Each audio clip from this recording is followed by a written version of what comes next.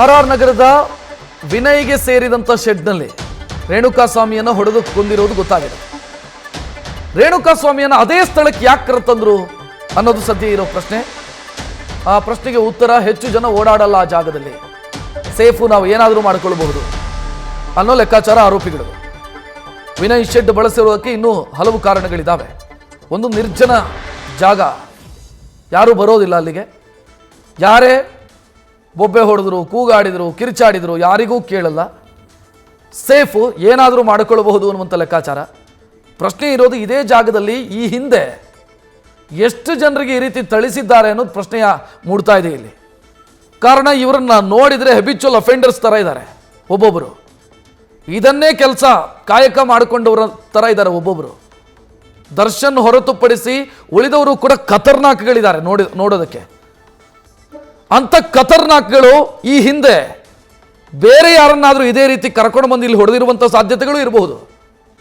ಈ ಜಾಗವನ್ನೇ ಅವರು ಸೆಲೆಕ್ಟ್ ಮಾಡಿ ಹೊಡೆದಿದ್ದಾರೆ, ಬಡ್ದಿದ್ದಾರೆ ಅಂತಂದ್ರೆ ಈ ಹಿಂದೆ ಈ ಜಾಗ ಯಾವ್ಯಾವುದಕ್ಕೆ ಬಳಕೆಯಾಗಿದೆ ಅನ್ನೋದು ಪ್ರಶ್ನೆ ಇಲ್ಲಿ.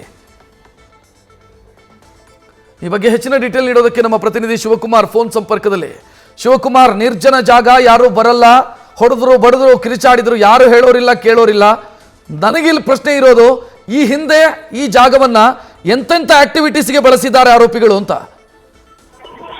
ರಕ್ಷತ್, ಮೊದಲಿಗೆ ರೇಣುಕಾಸ್ವಾಮಿಯನ್ನ ಚಿತ್ರದುರ್ಗದಿಂದ ಕರ್ಕೊಂಡ್ ಬರುವಂತದ್ದು ಚಿತ್ರದುರ್ಗ ದರ್ಶನ್ ಅಭಿಮಾನಿಗಳ ಸಂಘದ ಅಧ್ಯಕ್ಷ ರಾಘವೇಂದ್ರ. ಆತ ಕರ್ಕೊಂಡ್ ಬಂದವನು ನೇರವಾಗಿ ಪವನ್ಗೆ ಕರೆ ಮಾಡ್ತಾನೆ. ಪವನ್ ಪವಿತ್ರ ಗೌಡ ಅವರ ಮನೆ ಕೆಲಸದಾತ ಅಂತ ಹೇಳಿ ಗೊತ್ತಾಗುತ್ತೆ. ರಾಘವೇಂದ್ರ ಕರ್ಕೊಂಡ್ ಬಂದು ಪವನ್ಗೆ ಫೋನ್ ಮಾಡ್ತಾನೆ. ಪವನ್ ತದನಂತರದಲ್ಲಿ ರಾಘವೇಂದ್ರ ಹಾಗೂ ಪವನ್ ಬ್ರೂಕ್ ಫೀಲ್ಡ್ ಏನ್ ರೆಸ್ಟೋರೆಂಟ್ ಇದೆ ಅದರ ಮಾಲೀಕ ಜೊತೆಗೆ ಆರ್ ನಗರದ ಪಟ್ಟಣಗೆರೆ ಶೆಡ್ ನ ಮಾಲೀಕರು ಜಯಣ್ಣ ಏನಿದ್ದಾರೆ ಅವರ ಸೋದರ ಸಂಬಂಧಿ ಅಂತೇಳಿ ಅವರ ಶೆಡ್ಗೆ ಕರ್ಕೊಂಡು ಹೋಗು ಅಂತೇಳಿ ವಿನಯ್ ಹೇಳ್ದ ಕೂಡಲೇ ಪವನ್ ಮತ್ತು ರಘು ಹಾಗೂ ವಿನಯ್ ಸೇರಿ 3 ಜನ ರೇಣುಕಾಸ್ವಾಮಿಯನ್ನ ಆರ್ ನಗರದ ಪಟ್ಟಣಗೆರೆ ಶೆಡ್ಗೆ ಕರ್ಕೊಂಡು ಹೋಗ್ತಾರೆ. ತದನಂತರದಲ್ಲಿ ಪವನ್ ಹಾಗೂ ರಘು ರೇಣುಕಾಸ್ವಾಮಿಯನ್ನ ಚಿತ್ರದುರ್ಗದಿಂದ ಕರ್ಕೊಂಡ್ ಬಂದಿದ್ದೀವಿ ಅಂತೇಳಿ ದರ್ಶನ್ಗೆ ಮಾಹಿತಿಯನ್ನ ಕೊಡ್ತಾರೆ.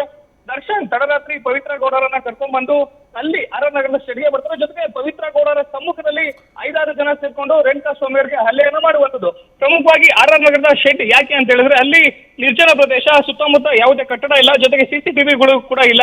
ಒಂದ್ ವೇಳೆ ಇಲ್ಲಿಗೆ ಆತನನ್ನ ಕರ್ಕೊಂಡ್ಬಂದು ಆತನಿಗೆ ಹಲ್ಲೆಯನ್ನ ಮಾಡಿದ್ರು ಕೂಡ ಯಾವುದೇ ಎವಿಡೆನ್ಸ್ ಗಳು ಸಿಗೋದಿಲ್ಲ ಅಂತೇಳಿ ಆರೋಪಿಗಳು ಪ್ಲಾನ್ ಮಾಡಿರುವಂತದ್ದು. ನೀವು ಹೇಳ್ದಂಗೆ ಪ್ರೈಮಾ ಫೇಸಿಯನ್ನ ನೋಡಿದ್ರೆ ಅಬಿಚುವಲ್ ಅಫೆಂಡರ್ಗಳು ಮಾಡುವಂತ ಕೆಲಸ ಇದು. ಅಂದ್ರೆ ಹಿಂದೆ ಕೂಡ ಅನೇಕ ಬಾರಿ ಅಪರಾಧ ಪ್ರಕರಣಗಳಲ್ಲಿ ಭಾಗಿಯಾಗಿರುವಂತ ಆರೋಪಿಗಳು ಮಾಡುವಂತ ಕೃತ್ಯ ಅನ್ನೋದು ಮೇಲ್ನೋಟಕ್ಕೆ ಸ್ಪಷ್ಟವಾಗಿರುವಂತದ್ದು. ಸದ್ಯ ಇನ್ನೇನು ಕೆಲವೇ ಕ್ಷಣಗಳಲ್ಲಿ ದರ್ಶನ್, ಪವಿತ್ರ ಗೌಡ, ವಿನಯ್ ಸೇರಿದಂತೆ 6-7 ಜನ ಆರೋಪಿಗಳನ್ನು ಕೂಡ ಇಲ್ಲಿ ಅನ್ನಪೂರ್ಣೇಶ್ವರ ನಗರ ಪೊಲೀಸ್ ಠಾಣೆಯಿಂದ ಆರ್ ನಗರದ ಶೆಡ್ಗೆ ಕರೆದೊಯ್ದು ಅಲ್ಲಿ ಮಾಜರ್ ಮಾಡುವಂತ ಕೆಲಸವನ್ನ ಪೊಲೀಸ್ ಅಧಿಕಾರಿಗಳು ಮಾಡುವಂತದ್ದು. ಈಗ ಆಲ್ರೆಡಿ ಪ್ರಕರಣಕ್ಕೆ ಸಂಬಂಧಪಟ್ಟಂತೆ ಪೊಲೀಸ್ ಅಧಿಕಾರಿಗಳು, FSL ತಂಡ ಹಾಗೂ ಸೋಪೋ ಟೀಮ್ ಪ್ರಕರಣಕ್ಕೆ ಸಂಬಂಧಪಟ್ಟಂತೆ ಘಟನೆ ನಡೆದಿರುವಂತ ಆರ್ ನಗರದ ಶೆಡ್ ಏನಿದೆ ಅಲ್ಲಿ ಸಾಕ್ಷಿಯನ್ನ ಕಲೆ ಹಾಕುವಂತ ಕೆಲಸವನ್ನು ಕೂಡ ಮಾಡಿರುವಂತದ್ದು. ಒಂದ್ ಕಡೆ ಪೊಲೀಸ್ ವಶದಲ್ಲಿರುವಂತಹ ಆರೋಪಿಗಳಿಂದ ಫಿಂಗರ್ ಪ್ರಿಂಟ್, ಫುಟ್ ಪ್ರಿಂಟ್ಸ್ ಜೊತೆಗೆ ಹೇಳಿಕೆಗಳನ್ನ ಪೊಲೀಸ್ ಅಧಿಕಾರಿಗಳು ದಾಖಲು ಮಾಡ್ಕೊಂಡಿದ್ದಾರೆ. ಮತ್ತೊಂದ್ ಕಡೆ ಘಟನಾ ಸ್ಥಳದಲ್ಲಿ ಸಿಕ್ಕಂತ ಎವಿಡೆನ್ಸ್ ಗಳನ್ನು ಕೂಡ ಕಲೆ ಹಾಕಿದ್ದಾರೆ. ಅಂದ್ರೆ ಘಟನಾ ಸ್ಥಳದಲ್ಲಿ ಸಿಕ್ಕಿರುವಂತಹ ಆಯುಧಗಳಾಗಿರ್ಬೋದು, ರಕ್ತದ ಕಲೆಗಳಾಗಿರ್ಬೋದು, ಫಿಂಗರ್ ಪ್ರಿಂಟ್ ಗಳನ್ನು ಕೂಡ ಕಲೆ ಹಾಕುವಂತ ಕೆಲಸವನ್ನ FSL ಅಧಿಕಾರಿಗಳು ಮಾಡಿರುವಂತದ್ದು. ಈಗ ಘಟನಾ ಸ್ಥಳಕ್ಕೆ ಆರೋಪಿಗಳನ್ನ ಕರೆದೊಯ್ದು ಮಾಜರ್ ಮಾಡ್ಲಿಕ್ಕೆ ಪೊಲೀಸ್ ಅಧಿಕಾರಿಗಳು ಸಿದ್ಧತೆಯನ್ನ ಮಾಡಿರುವಂತದ್ದು. ರಕ್ಷತ್, ಥ್ಯಾಂಕ್ ಯು ಶಿವಕುಮಾರ್ ಮಾಹಿತಿಗೆ.